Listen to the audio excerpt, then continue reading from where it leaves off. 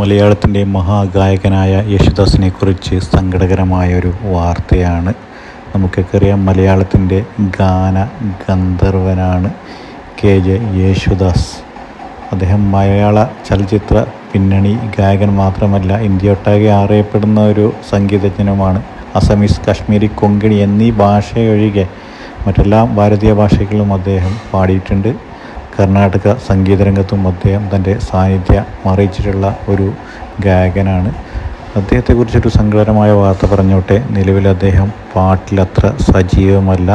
പാട്ടിനോട് വിട പറഞ്ഞ പോലെ തന്നെയാണ് അദ്ദേഹം അമേരിക്കയിൽ സ്ഥിര താമസമാക്കിയിരിക്കുകയാണ്. അത് അദ്ദേഹത്തെ പാട്ടിനെ സ്നേഹിക്കുന്ന ആരാധകർക്കിടയിൽ വലിയ നിരാശ ഉളവാക്കിയ ഒരു വാർത്തയാണ്. മലയാള സിനിമയിൽ നിലവിൽ ഒരുപാട് ഗായകർ പാടുന്നുണ്ടെങ്കിലും യേശുദാസിനെ പോലെയുള്ള ഓർമ്മകൾ സമ്മാനിക്കാനുള്ള പാട്ടുകൾ പാടാനുള്ള ഗായകർ കുറവാണ്.